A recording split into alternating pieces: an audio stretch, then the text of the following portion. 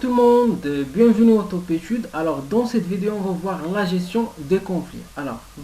On va traiter qu'est-ce qu'un conflit, les sources des conflits, les raisons des conflits, les attitudes lors des conflits, les types de conflits, les différents niveaux de conflits et les méthodes de gestion des conflits.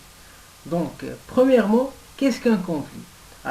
Un conflit, ça peut être un affrontement, opposition, blocage, divergence, combat, rivalité, désaccord, dispute et tension. Un conflit, c'est la situation dans laquelle se trouvent des individus dont les objectifs, les émotions, les intérêts, les valeurs sont incompatibles et les conduisent à s'opposer. Alors, les sources des conflits. Alors, ça peut être différent, ça veut dire que les personnes ont des positions divergentes vis-à-vis de la situation. Ça peut être un affrontement, ça veut dire l'opposition entre les personnes par rapport à les intérêts, les valeurs, etc. Ça peut être un malentendu. C'est-à-dire, par exemple, un message mal transmis ou bien mal compris par l'autre personne. Et les non-dits qui représentent une source potentielle de mauvaise interprétation. Alors, les raisons des conflits. Alors, on commence par les raisons psychologiques. Alors, les conflits peuvent trouver leur source dans la personnalité des individus. Alors, ces raisons psychologiques ont des origines diverses et trouvent souvent leur source à l'extérieur de l'organisation. Alors, ils se matérialisent sous des formes diverses, par exemple l'agression, la violence, l'angoisse, la dépression, etc. Voilà. Alors, maintenant, on va voir les raisons qui sont liées à l'entreprise. Alors, on commence par dysfonctionnement concernant la fonction prévision. Alors, c'est par rapport à l'absence de diagnostic portant sur les réalisations de l'organisation, l'absence des objectifs clairs, l'absence des indicateurs de mesure des performances individuelles et collectives, etc. Alors, dysfonctionnement concernant la fonction organisation. Alors, ça concerne la mauvaise définition des tâches, la mauvaise répartition des tâches, l'incompatibilité des objectifs. Alors, il y a d'autres facteurs, mais on a cité juste quelques facteurs. Voilà. Alors, dysfonctionnement concernant la fonction de coordination. Alors, c'est par rapport à l'absence de valorisation des efforts et des résultats obtenus, l'absence d'informations concertées, aussi l'absence de participation aux décisions. Alors, dysfonctionnement concernant la fonction de contrôle. Alors, ça concerne l'absence de suivi des résultats de l'unité, l'absence de suivi aussi des performances individuelles. Alors, dysfonctionnement concernant la rareté des ressources. Alors, les possibilités des conflits augmentent quand il y a des ressources limitées par rapport à les ressources humaines, les ressources matérielles et aussi les ressources financières. Alors, dysfonctionnement dû à un manque de communication, c'est-à-dire qu'il y a une communication inefficace. Voilà. Alors, les attitudes lors des conflits. Alors, on commence par l'évitement. Alors, l'évitement, c'est-à-dire ignorer le conflit. La dénégation, ça veut dire nier les faits. La manipulation, c'est tenter de séduire ou bien de faire culpabiliser. La soumission, ça veut dire s'accommoder de la situation. La violence, par exemple, la confrontation par une réponse autoritaire, la fuite, c'est-à-dire la démission du conflit.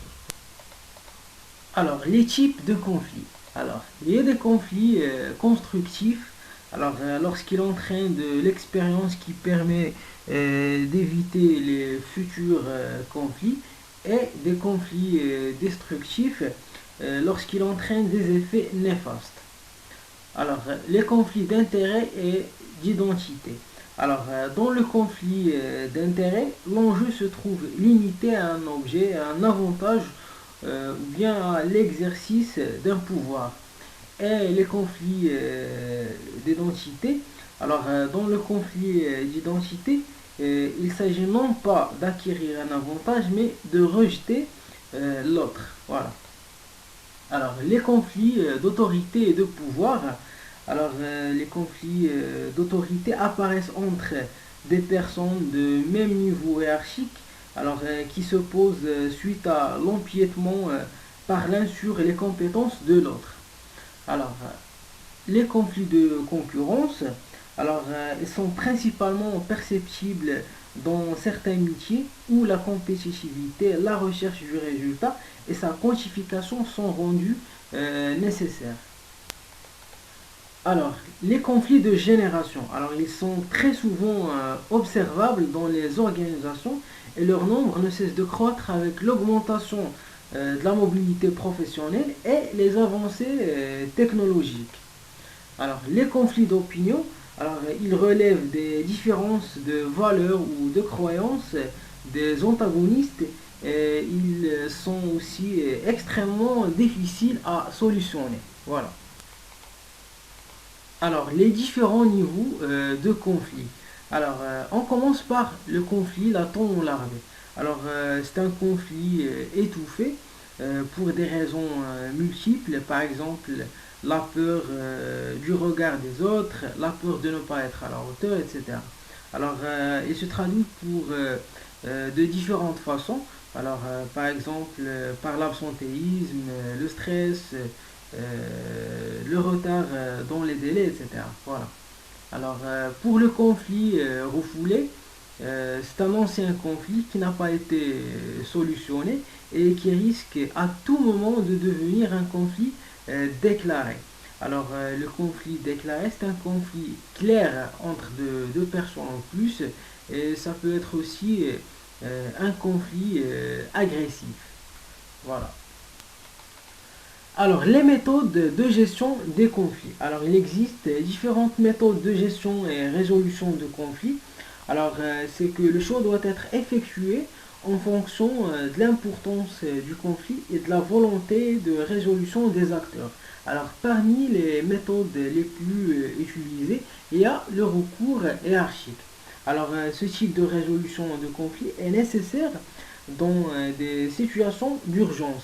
Alors, il permet de résoudre un problème rapidement et sans discussion. Alors, il fait appel à un supérieur hiérarchique qui va trancher de manière autoritaire et de manière définitive. Alors, l'arbitrage. Alors, l'arbitrage implique les parties en leur demandant de choisir chacune un arbitre. Alors, c'est que les parties se trouvent impliquées dans la résolution du problème et le conflit peut trouver une fin apaisée sans rebondissement. Alors, la médiation. Alors, la médiation est une pratique qui vise à définir l'intervention d'un tiers pour faciliter la circulation d'informations et pour éclairer ou rétablir des relations. Alors, la négociation. Alors, la négociation est un mode de résolution des conflits qui suppose que les personnes impliquées discutent de leurs besoins et de leurs intérêts en fonction d'atteindre une solution mutuellement acceptable. Voilà. Alors maintenant, on va récapituler ce qu'on a présenté. Alors, le conflit est le résultat d'un manque de communication. Il faut voir le conflit comme une opportunité de développement personnel et professionnel. Et le conflit permet d'améliorer les relations et la productivité dans le travail. Voilà. Alors, on a terminé la présentation de la gestion des conflits. Alors, il ne reste que la gestion du stress. Merci. Don't you need somebody?